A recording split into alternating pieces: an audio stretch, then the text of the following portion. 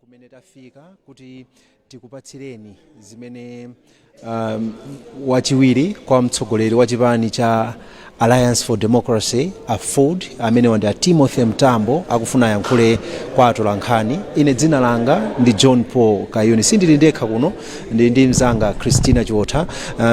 Tikufuna kuti tikupatsireni zonse bwinobwino. A Timothy Mtambo akufuna kuti ayankhule ku mtundu wa Malawi. Mwina Christina, taitanidwa kuti kuno a Timothy Mtambo yayi ali ndi msonkhano wa atolankhani tati yayi nthawi imene tilipoyi tisamaphonye zinthu yayi Amalawi akwenera azimva chilichonse. Chitika ndi zambiri ndithu amene kufotokoza mu John Paul. Tabwera kuno tamva kuti a Timothy Mtambo amene ndi wachiwiri kwa mtsogoleri wa chipani chimenechi cha AFOD ali ndi msonkhano wa atolankhani. Ndi zambiri zakhala zikuchitika. Dzulo kunali press briefing amene msonkhano wa atolankhani so amene anayitanitsa ndi mtsogoleri wa chipani chimenechi cha AFOD eno Chihana. Koma a Timothy Mtambo ngati wachiwiri kwa mtsogoleri wa chipani chimenechi kunalibepo. Tinaonanso mama amene chipani cha DPP amazasiya kalata yawo ku BICC makamaka mtsogoleri wa chipani cha DPP amakapereka kalata zawo. Kunabwera a chipani cha AFOD Chihana anali kumeneko, koma Mtambo kunalibenso. Wow, kunalibeko. Zonse zitachitika. Ndifotokoza kuti dzulo Chihana anafotokoza kuti chipani cha AFOD chalowa mu mgwirizano ndi chipani chimenechi cha DPP. Ndiye lero zachitika zonsezi, dzulo zachitika, lero zachitika, pano akutiitana kuti kuna msonkhano wa atolankhani. Ndiye munthu uthe umadabwa kuti kwenikweni chikuchitika ndi chani. Kapena sakugwirizana ndi mgwirizano umene president wa chipani chimenechi cha AFOD wapanga. Ndiye pana tulukabe manong'onong'o kufufuza kuti yayi khala ngati kuti Mtambowa sakuchita nawo zimene za mgwirizano. Pakuoneka kuti pali kalata imene Mtambo analemba pa 22 July imene kusonyeza kuti iwo anadandaula kwa mtsogoleri wa chipani chimenechi cha AFOD kwa Chihana kuti iwo sakugwirizana ndi kulowa mu mgwirizano kwa chipani cha AFOD ndi DPP. Aperekanso zifukwa zawo mu kalata imene ayitsimikiza kwinako, koma ifense tinatsimikize, koma tikumva kuti ayitsimikiza ndithu kalata imene akufotokoza panopa ndithu. Ndimawerenga pena pake akuti yayi iwo akuti pa 2019 paja mukudziwa amachita zionetsero zotsutsana ndi chipani cha DPP boma la anabwera nthawi imeneyo ndi akuti sindingakhalenso pamgwirizano ndi chipani sangagwire limodzi ndi boma limene anapanga zionetsero kuti lichoke ndakuona kuti sizikugwirizana mwina ndi mmenewo amapangira zinthu zawo ndiye mwinanso zimene afuna kutiuza kuno ndi zomwezi mwina kungokumbutsana Timothy Ntamba analowa chipani chimenechi cha Ford chaka chatha panali pa 1 May ndipo analandira kumeneku kunali kwa chinsapo ndikuwapatsa mpando wachiwiri kwa mtsogoleri wa chipani lero kwangotha chakatu ndi apa ndiye akutuluka mwina zimenezi zikutanthauza chani makamaka chifukwa zikuoneka kuti pena pake pali kusakhazikika mwina apapa zikungosonyeza kuti eyadi titha kufotokoza choncho kuti pali kusakhazikika komano mwina kusakhazikika kukubwera ifacho kuti mwina makhaoti apanga mgwirizano ndiye mgwirizano akaona kuti ayo khanga tisizikuyenda amene tinagwirizana ndiye wina aliyense amakhala ndi ufulu kuona kuti atani akaona kuti pandale wina ake amanena kuti you don't have a permanent enemy in politics utakutuluka lero kupita kwina mawa alu achipani chomwecho abwerera ndi mmene zimayendera ndithu mundale zimene ndi ndale zakumalawi kuno kapena mwinaso kunjaku koma kumalawi kunoko ndi mmene zimayendera anthu amangosintha ndithu zipani achoka chipani ayi kuti mavuto mwakuti kena kumuonanso pakatha zaka akubwereranso ku chipani chomwecho chimene amachidandaulacho ndiye zambiri timva ndithu kwa Ntambo kuti kodi akulowera kuti akutuluka komano taona afika kunoko koma avala chipewa cha Ford ndesi tikudziwa kuti kwenikweni kapena funa zanko tula nkhawa zawo ndi mmene zinthu zikuyendera mwina kalata imene tikunena kuti tayiona ndi zimene zikuzungulirazi achihanawa makamaka Ntambo akunena kuti iwo atuluka kwa Ford kapena sakugwirizana chabe ndi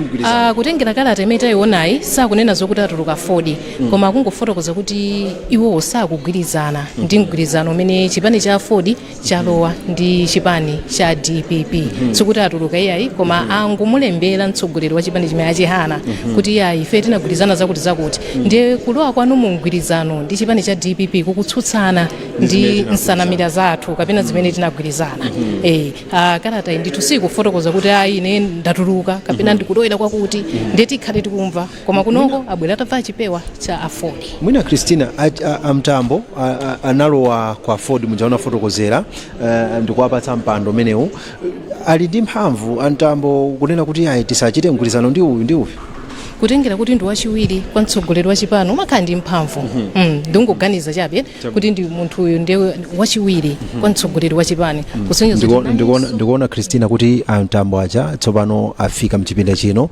alowa kuti ayankhule kwa atolankhani sanabwere okha abweranso ndi anthu komanso ndikuonapo uloya uja odzika bwino akhwima mchizi akuwaperekeza nawo akuoneka kuti akukhala nawo ndithu kutsogolo kumene akhale akuchititsa msonkhano umene ndiye mwina tiwapatse mpata tione kuti timve zotani pano tione kuti amene akutsogolera msonkhano uno amene mukutionera pa television komanso pa Facebook ndi amene mukutimvera pa wireless tili kuno ku Full Gardens kumene Timothy Ntambo ayitanitsa msonkhano wa atolankhani ndiye timve kuti atibweretsera zotani.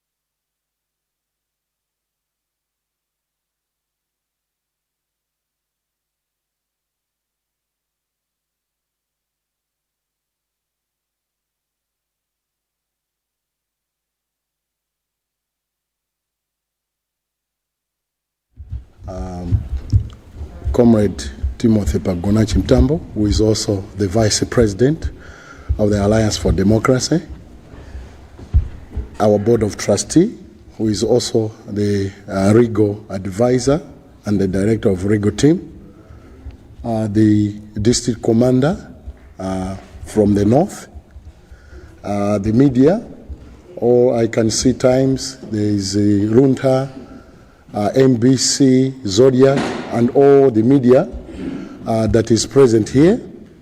Allow me, before we begin our press conference, may I ask one to open with a word of prayer.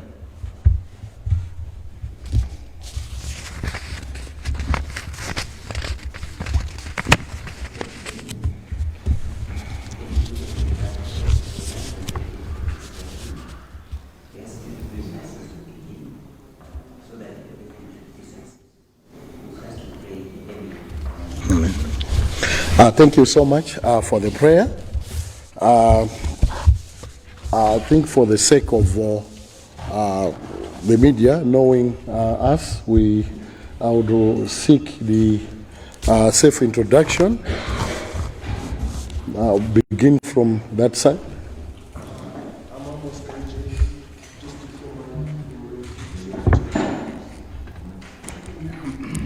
My name is KOMA. I am the legal director of legal affairs in the Alliance for Democracy. I also double as a board member in CFT. I am Kinya Mloka, the publicity secretary for Citizen for Transformation. And may I introduce the commander-in-chief for CFT, but also the vice president for the Alliance for Democracy, Honorable Timothy Pagonachi NTAMBO. I hope all of us we know him. Yeah, thank you.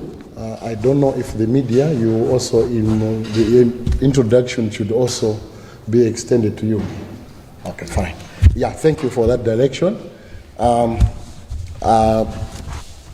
Let me begin by thanking all of the media that is present here.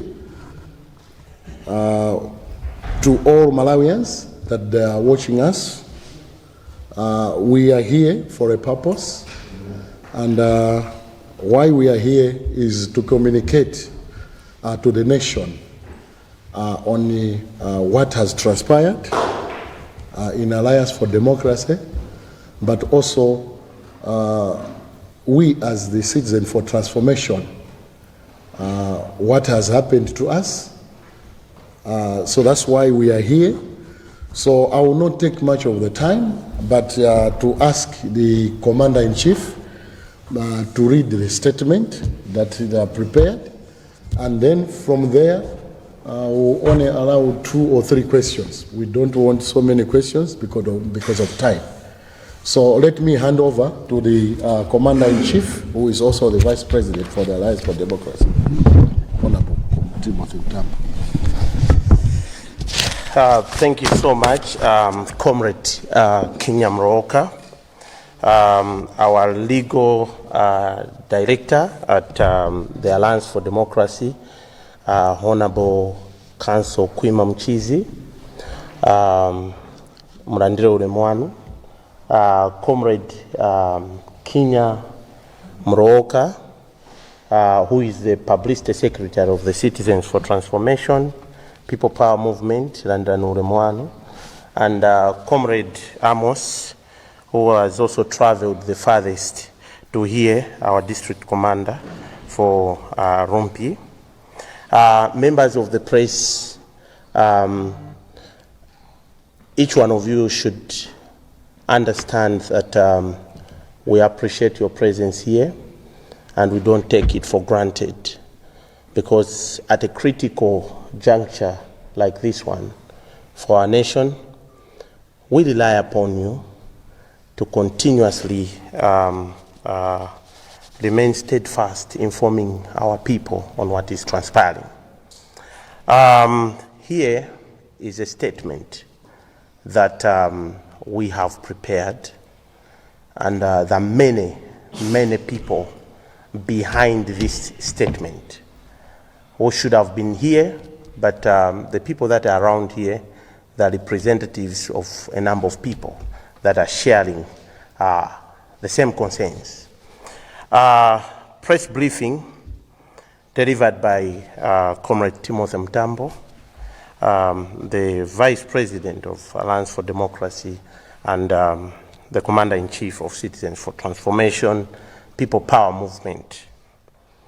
A call for integrity in electoral alliance decisions.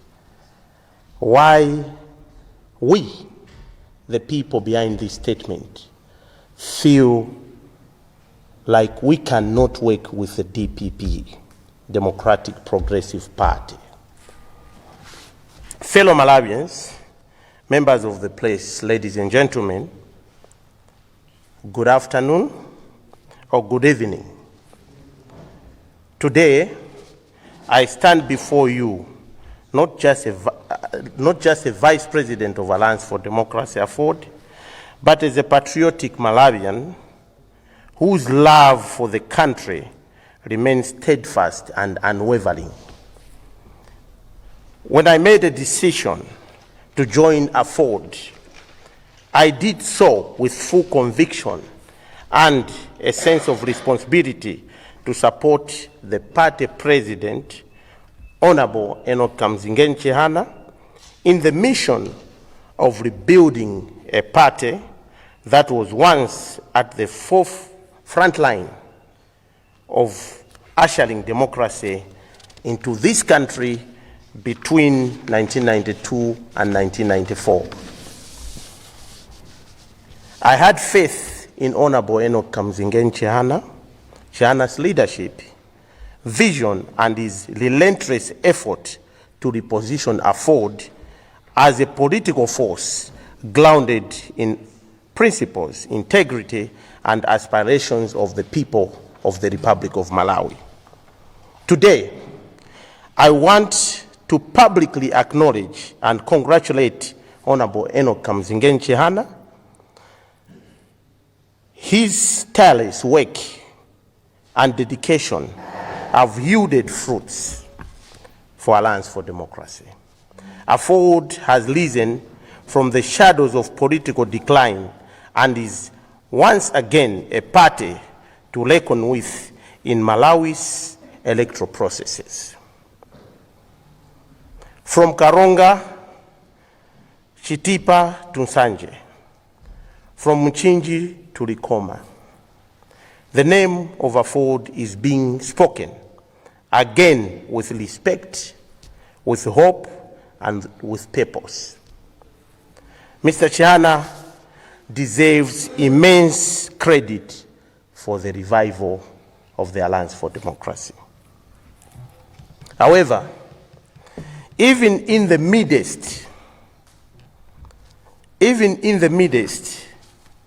of such progress, I must speak frankly and honestly.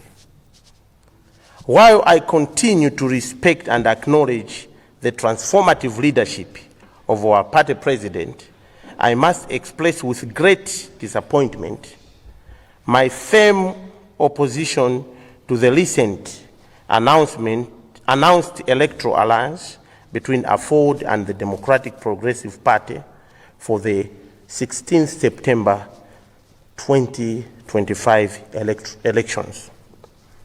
Let me outline with clarity why I and many of my colleagues within the party, and of course many other supporters of the party and well-meaning Malawians, cannot support a DPP AFOD alliance. Firstly, the DPP has a very troubling legacy. Between 2014 and 2019, under the same leadership of Professor Peter Mutharika, Malawians suffered immensely. The country endured economic mismanagement, grand corruption, institutionalized nepotism and cronyism, suppression of civic freedoms, and weakened governance institutions. That is why in 2019 and ultimately in 2020, Malawians revolted in large crowds and rejected the DPP through street demonstrations and also the power of their vote. However, Even after being rejected in 2020, the DPP has shown no remorse. They have not apologized to Malawians. They have not changed. They have not repented.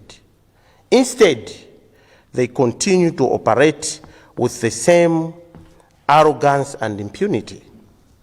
We believe that a party which refuses to acknowledge its failures has no moral grounds to lead this nation again. Secondly, there are serious historical concerns regarding the trustworthiness of the DPP, especially in its dealings with AFOD. We have not forgotten how, in the run-up to the 2004 elections, the late Chakufa Chihana, may he so rest in peace, founder and then president of AFOD, entered into an alliance with UDF following a request by former President Bakiri Muluzi to support Bingu wa Mutharika, may he so rest in peace as well. The agreement included a commitment to appoint Chihana as second vice president once UDF formed government. But Bingu betrayed the promise. He turned his back on the alliance. He formed the DPP and sidelined AFOD. Peter Mutharika was part of this betrayal. And today, it is the same Peter Mutharika making similar promises to AFOD. Fool me once, shame on you. Fool me twice, shame on us. We will not walk into that trap again. Thirdly, the selection of Dr. Jane Ansah as the DPP's running mate is deeply concerning. Dr. Jane Ansah presided over one of the most discredited and chaotic elections in the Malawi history in 2019. The 2019 election was marred by irregularities, the infamous TPEX scandal, and widespread disregard of electoral laws. Under her leadership, the Malawi Electoral Commission failed the people. She became the face of electoral injustice. Despite nationwide protests and calls for her resignation, she clung to her position, showing no accountability. It is therefore unthinkable that we as AFOD should campaign for or alongside someone whose role in undermining democracy nearly pushed this country to the brink of collapse. Our values and our conscience does not allow us to do so. Therefore, after deep reflection and in consultation with fellow comrades and leaders within our party and outside the party, I hereby announce that I and those aligned with this view will not be available to campaign or support the DPP in the upcoming elections. We remain true to the founding principles and vision of AFOD, a party of democracy, justice, and national service. We respect our president, Honorable Enoch Kamzingen Chihana, and we will remain committed to dialogue within the party. But on this matter of principle, we respectively disagree. We are all human beings. We all make mistakes. I have also made mistakes as a human being, just like everyone here. And it is not wrong to disagree. Alliance for Democracy is the beacon of democracy. And at Alliance for Democracy, we believe to agree and disagree. I am mindful of the fact that some people choose to misunderstand me deliberately for whatever reasons, even to the extent of associating me with other organizations at their wish, because it has become fashionable to peddle propaganda in the name of Comrade Timothy Pagonachi Simbega NTAMBO. For that reason, I intend to have a deliberate measure of moving around the country, engaging the youth, women, movements, faith leaders, traditional leaders, CSOs, and indeed all Malawians of goodwill, with an intention of moving collectively to liberate our country. As we approach September elections, I call upon all Malawians to campaign and vote peacefully. Let us continue to safeguard the hard-earned democracy that so many fought for, afford included. May God bless Afford. May God bless Malawi. I thank you all for listening. Thank you so much. Thank you so much, the Commander-in-Chief. Let me ask my colleagues on the table if there is any additional on the statement that Timothy has read.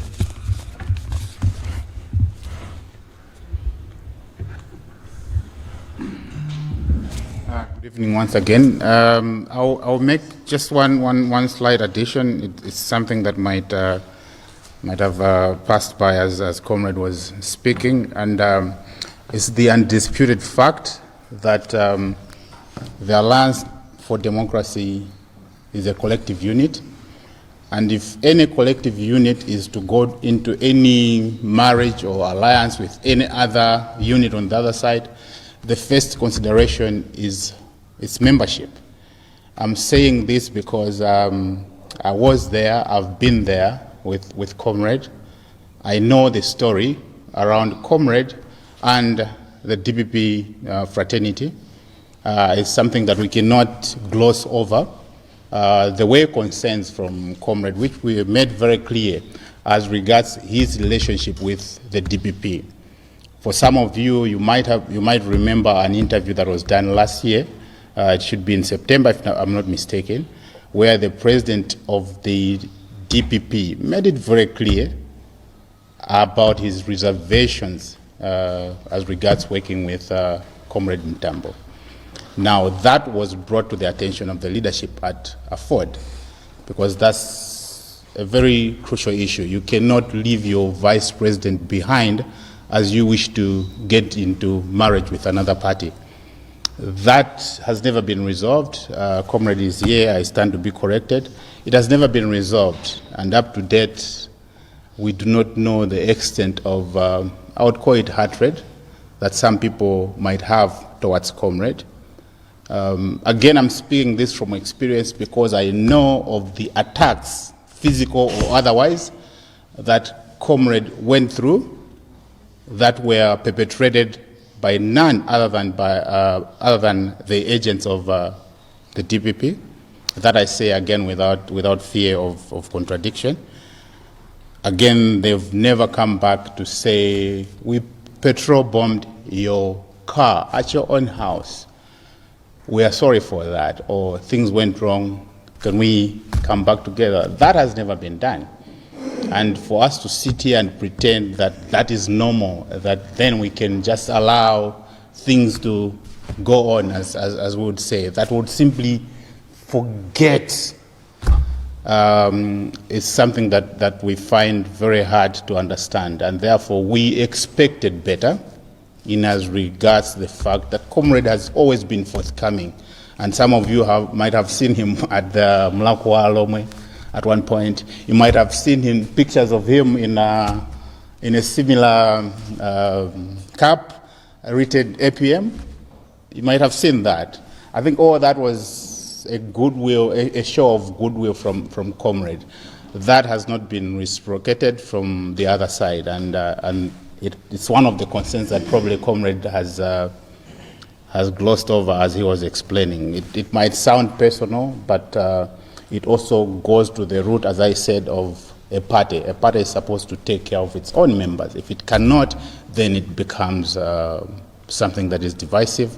It also begs the question as to what motivates people as they do what they do. So there's not much I can add apart from what I thought is also very crucial to this whole, to the dynamics of whatever is going on. Thank you very much. District Commander, are you adding?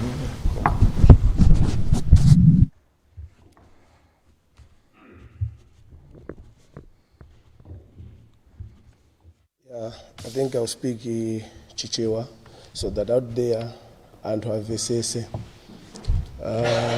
Ntazambiri muntu ukamaja sima umadikira kuti ndiwo zikhalepo pakakhala ndiwo umazoti sima ijedwa koma ntazambiri ma leaders athu ntazambiri amatitengera kuntoso amafuna kuti yesa. There's no way muntu wina wake unganyamuke ndikumakaphika sima kuseri simayo osadya ndanzi zako chimakhala chinthu chopweteka. Siti kulimbana ndi a president ino kuchihana kuti apanga decision mwayiwo wokha kapena apanga decision without telling us. Siti kufuna nsima yawo koma tifuna chilungamo chiyende ngati madzi. Chifukwa china chilichonse chimene munthu umapanga ndi anzi zako noti kuseri kwa anzi zako.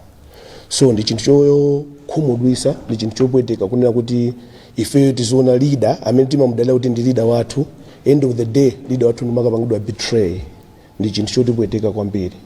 Komanso kutengera ni mmene zinthu zakhalira mukudziwa kumene tachoka. Sindikufuna ndikutengereni kumbuyo kwambiri koma mukudziwa mmene zakhalira. Kutengera mmene Honorable Timothy Mtambo ayendera ndi DPP komanso mmene zinakhalira. I think ineyo ndinalinso mmodzi mwa iwo amene mwina lero limwina bwezi kulibe. Chifukwa tinali anthu amodzi amene tinkayenda mothawa kumakabisala chifukwa cha anyamata azikwanja amene anali ku DPP. Nthawi imeneyo koma nawo lero likumazapeza zoti zikuchitika motere tilibe ndi mantha, zilonda sizinapole, zilonda nzikulu. Ndi zilonda zoti zipole pamafunika pakhale dongosolo labwinobwino kutifikira ndi kufikira bwinobwino chief commander wathu ndi kumuuza then chief commander should come to us kutifunsa kuti kodi tiyende bwanji tipange chani. Koma zonsezo kunalibe, zangopangidwa kuseri, lero linkumabwera ndi izizi. Kwa ife tikuona kuti chief commander popanga decision si chifukwa kapena si kulimbana ndi wina aliyense koma kutengera fwa chokonda dziko lino. That's why chief commander wapanga zinthu izizi. Kwa ineyo I support chief commander kuti sanalakwise palibe cholakwira china chilichonse. Ife timsupporta, timankonda, tikhalabe kumbuyo kwake ni ma decision yake ofuna kutukula Malawi. I think ndilekeze pomwepo. Thank you so much, the district commander. Maybe Kungo Malizisa, for CFT, it is a very huge concern for we in the CFT. We look at this one as the highest betrayal of highest level. It's a conspiracy in the spirit of one, being faithful, two, trusting, and then mutual trust that you put on somebody. We believed that when some people in the proverb they say married womanhood is mutual hospitality. We believed in that, but that is not the way things have happened.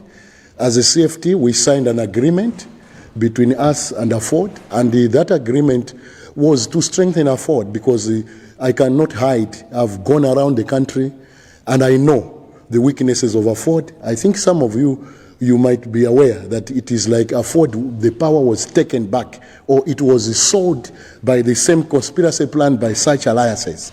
So as CFT, our agreement was to work with AFOD, and that when AFOD shall enter into an agreement, the CFT should also be there to make decision and to give direction whether the alliance is for the benefit of us as a CFT and AFOD. But what we see here, I think it is a wake-up call for Malawians to say agreements need to be bounding. Agreements need to be respected. A country that we move like this we are heading for a destruction. Yes, we know constitutionally we can say there is no constitutional provisions in our country that bounds the agreements. But if things go like this, do you think we are heading in the right direction? So I think Malawians can have the answer. If we have been bypassed, yet we sign an MOU with Alliance for Democracy, I don't think that the direction that AFOD has taken, I think, is the right direction. Thank you so much. So maybe at this point in time, let me give an opportunity to 2 or 3 questions, because I hope all Malawians that have been watching and are still watching, maybe the media, you have got some things you would want to ask. We believe in transparency. We believe in interaction. So maybe at this time, let me ask 2 or 3 questions, and then we close. Thank you.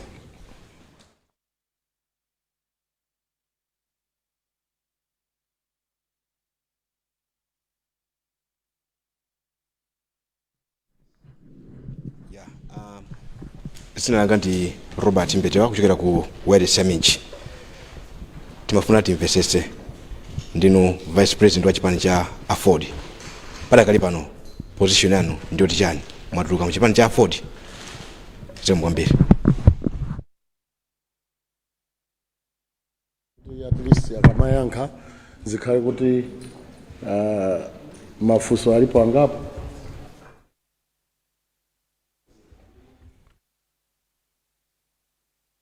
Onjezera bafuso nzanga kuti lero achihana adati abwerera kubweraso kuti atuluka kumgwirizano wa chipani cha imene apanga ndi DPP. Inu mupitirira kukhala nawo ngati membala wa AFOD, kapena you have completely lost trust in him, his integrity as you put it?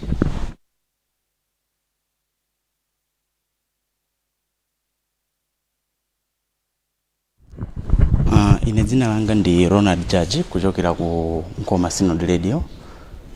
Ndimafuna ndimvetsetse makamba kuti pazifukwa zimene mafotokozazi simuchita kampeni, simukhala nawo gulu lopanga kampeni kuti anthu avotere nawo DPP.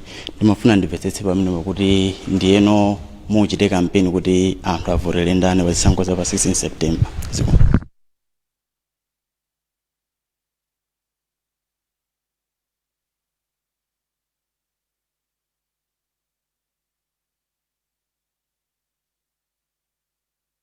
Dzina langa ndi Lloyd Mbwana kuchokera ku Malawi Post. Ndi kuonjezera zimene afunsa nzanga. Simupanga kampeni yopanga advance generous ndipita mtalika pa ulendo umenewu.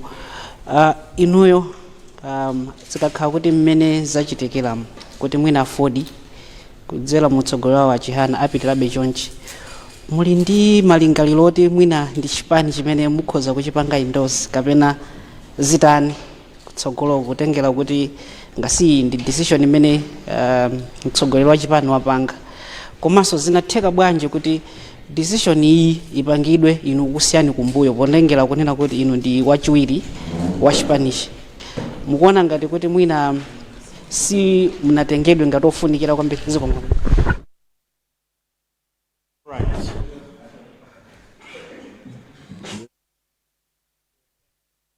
Okay, dzina langa nditaonga Sabola Magwira Chiro Times Group. Potengera kuti bungwe la meki silinatseke nthawi yotengera zikalata, inu ngati AFOD muli ndi malingaliro okatengaso zikalata zomwe zingapangitse kuti mukaime nawo pa ballot pamene a president anu alowera kumbali ya DPP zomwe. Ndipeleke kwa commander in chief komanso on the table to respond to mafunso amene afunsidwa. Zikomo kwambiri mafunso amene afunsidwa pano. I think ndiyankhule chichewa kuti mwina amalawi amvesese bwino. Choyamba statement ili clear kunena kuti a president a Alliance for Democracy ni muntu wabwino kwambiri, ndipo agwira ntchito yotamandika kuchizusa chipani chimene chipani sogolo lake sizinali kuziwika bwino. Pachifukwa chimenechi chinali chophweka ta ndifikira kuti tigwire ntchito limodzi, ndinanena kuti ndinawomasuka kuti tigwire ntchito limodzi. Zifukwa zonse tinafotokoza siku limene tinkapanga mgwirizano. Ndinayitanisa Torankani, ndinafotokoza kuti tigwira ntchito limodzi ndi cholinga choti timange afford wamphamvu. Pazifukwa zingapo zimene tinaona kuti afford yakala ikufoka mphamvu, chifukwa chimodzi chinali chonena kuti afford yakala ikulowa mmigwirizano yoti simapanga contribute kumanga afford. Mapeto ake migwirizano yoyo ndimene imapwasura afford. Chimachitika migwirizano imapanga overshadow agenda ya chipani cha afford. That's why enafe taona usogoleri wanzeru wa Comrade Enoch Kamzinge Nchihana. We said tigwire nawo ntchito tilimbikise chipanichi. Chifukwa chipanichi whether winner afuna safune chipani chofunikira pambiri ya demokrasi ya Malawi. So strategic plan ya afford, one of the threats imene tinaiona as a threat kuchipani chatu kuti tisakure chisakale cha mphamvu ndi ma alliance opanga ngati amenewa. Naperekapo zisanzo. Now titagwirizana agenda inali yoti TNT mange afford ikale ndi mphamvu. Koma panopa tikuona kuti mwina tapangaso mistake imene yakala ikuchitika kumbuyoko. Amati once beaten twice shy. If we were once cheated as a party, tinanamizidwapo. History sunga fufute oro antu atayesa kuisinta motani, tinanamizidwapo. How sure are we that chipani chomwecho ndi usogolero omwewo this time around they are going to obey or follow the dictates of their alliance agreement? Chimene nimafuna ndisindike pano ndi ichi. Tikamapanga migwirizano tiziyang'ana amalawi ali kumudzi kuti mgwirizano umenewo amalawi aulandira bwanji, kapena mgwirizano umenewo utandiza amalawi. Tikuyankhula zimenezi amalawi anzanga chifukwa chonena kuti nthawi yambiri tikamakambirana migwirizano anthu kumangokhala kuganiza maudindo atagawana awatenga ichi, koma mapeto ake maudindo awo amatandiza dziko latu. You find that the answer is no. Now ife chimene tikunena sinanenepo kuti tachoka afford ndi chipani chatu, ndipo sinanenepo kuti mtsogoleri watu walepera ndi oyipa. Ayi si oyipa, koma fundo ndiyonena kuti tasempana maganizo pankani imeneyi. Sikuti sinayankhulepo zinthuzi, mwina ena atakumaona kuti mwina tikungoziyankhula panopa.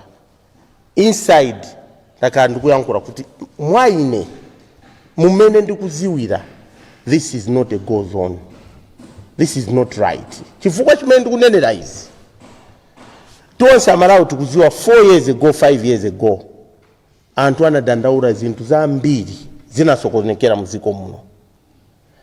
And is it true kuti today ife tomwe afford inali mu tonse alliance imene imachita question kuti sizinaende bwino a DPP achoke alepera kuyendesa dziko. Pali chinthu chanji chimene mwina DPP apanga pano cha chilendo chimene tingaone kuti asinta pano patita kuwakhulupirira.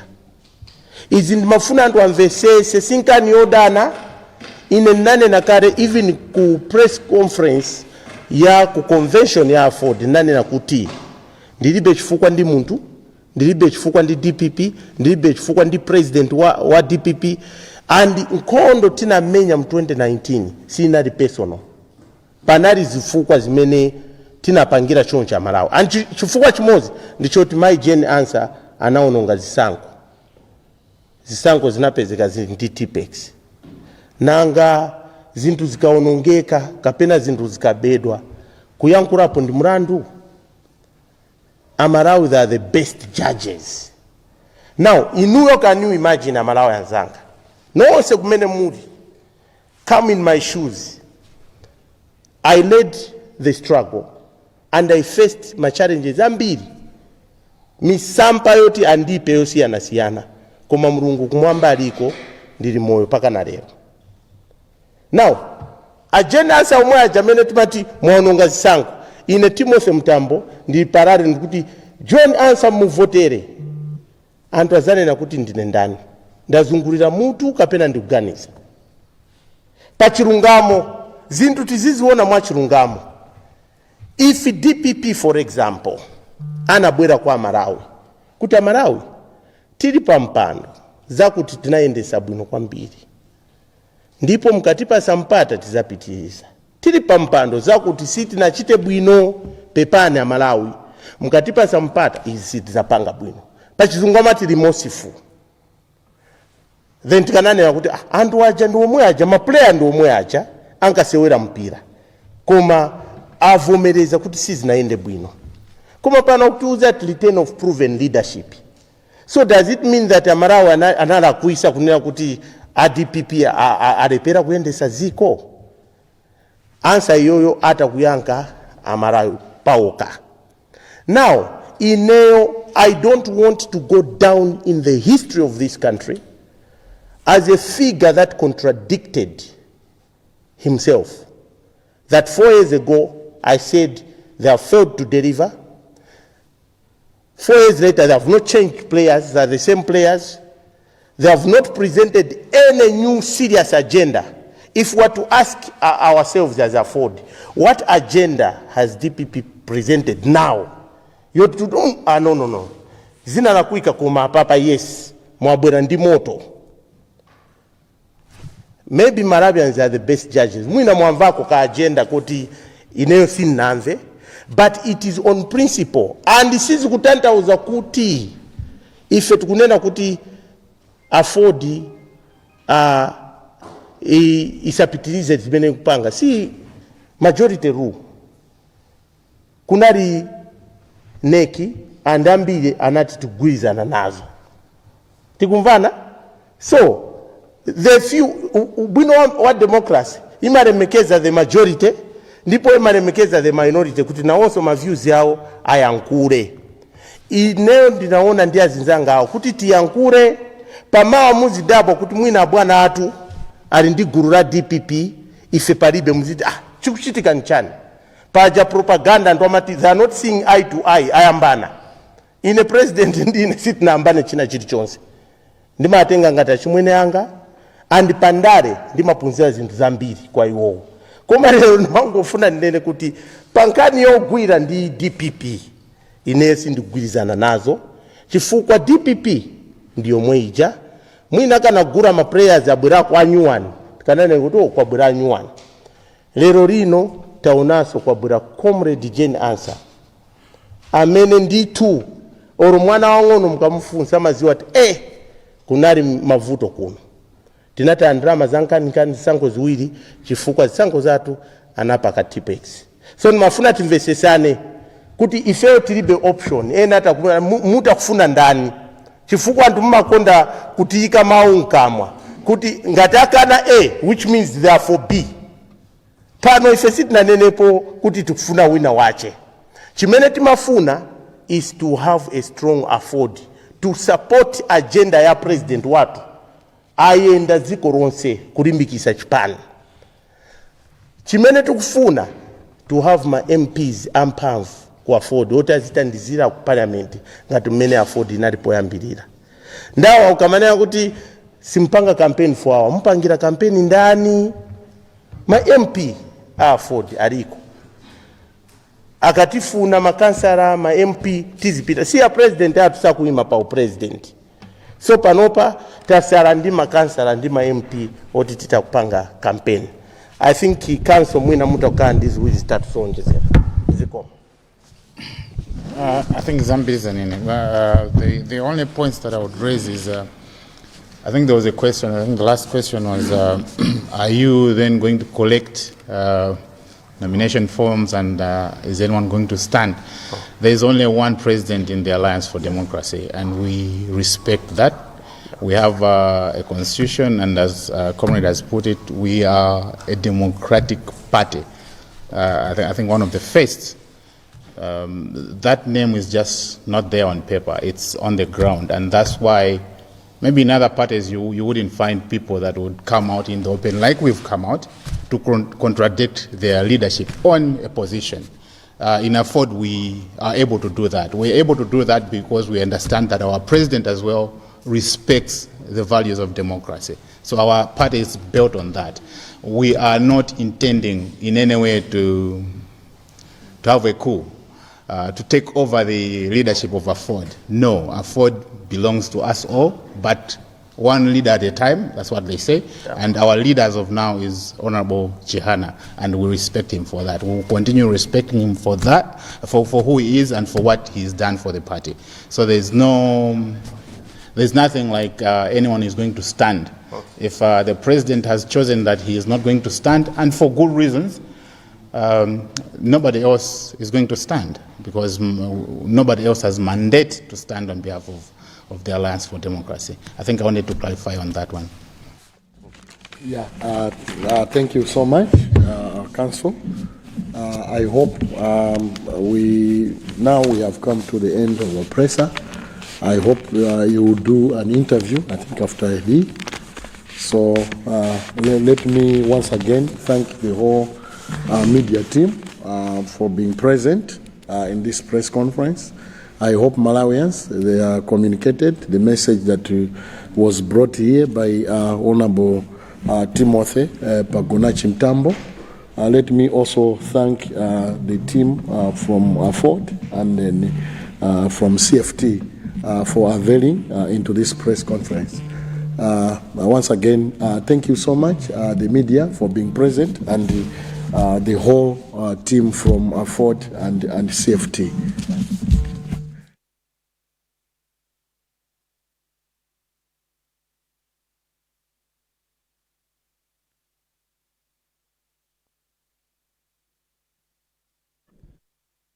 Mene zatera kuno ku Full Gardens kumene chipani Timothy NTAMBO amene ndi wachiwiri kwa mtsogoleri wa chipani cha Afford amachititsa msonkhano wa atolankhani. Christina, tamva ndithu kufotokoza kwa NTAMBO, mfundo yawo yayikulu ndi yakuti sakugwirizana ndi mgwirizano amene achita ndi chipani cha DPP. Zifukwa zawo afotokozadi zifukwa zake, afotokoza kuti iwo sakugwirizana ndi mgwirizano umenewu chifukwa cha mmene chipani cha DPP chinapangira mulamuliro wake.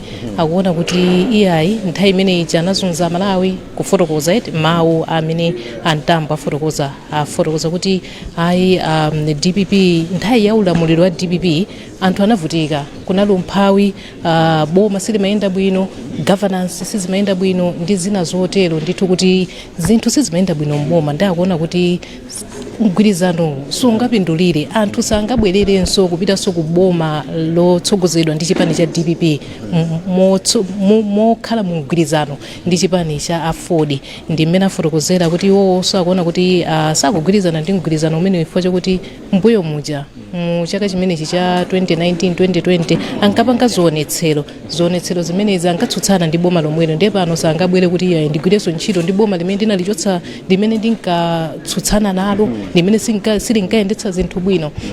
Afotokozanso akunenanso kuti sakugwirizana ndi mgwirizano umenewu chifukwaso cha kuti DPP yasankha a Jeni Ansa kukhala running mate ndi akuona kuti ya Jeni Ansa amene anayendetsera zisankho za 2019 sanayendetse bwino ndi sakuyeneranso kuti chipani cha Ford mwina chigwire ntchito ndiwo akuti akukambanso mtambo kuti sanatuluke yayi kwa Ford atsindika kuti sanatuluke ndi panali funso kuti simunatuluke ndi muzitani zikuoneka ngati chipanichi panopa chilibe ochiyimira kapena presidential candidate palibe ochiyimira pa chisankhochi chalwano mu mgwirizano ndi DPP ndi muzitani ndiwo akuti iyayi pakakhala kuti pali makhansala kapena aphungu akufuna kuti awathandize iwo alipo ndithu azipanga kampeni aziyapangira aphungu ndi makhansala ndiye pano chimene chasala nchokuti mwina azigwira ntchito ndi aphungu achipani chimenechi cha Ford komanso makhansala amene akufuna kuyimira ukhansala komanso amene akufunanso kuyimira uphungu.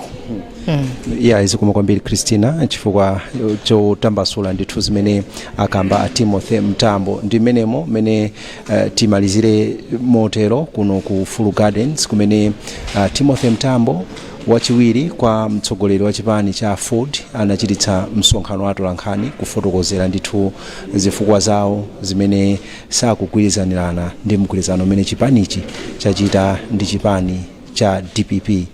Kuchokera kuno ku Full Gardens kumene timakupatsirani zonse, ine ndi John Paul Kayuni nali ndi mzanga Christina Chota kutambasula zonse. Sitinali tokha kuno, tinali ndi Yobu Kumwenda amene amajambula zonse kuti zioneke pano, komanso Dave Mpinganjira amene amajambula. Pamakina panali Andrew Michembo komanso Hudson Bisani ndi Sosten Mpinganjira. Amene anatiyendetsa kubwera kuno ndi Eric Hema. Khalani pomwepo, pitizani kuonera Zodiac Television ndi kumvera Zodiac Radio.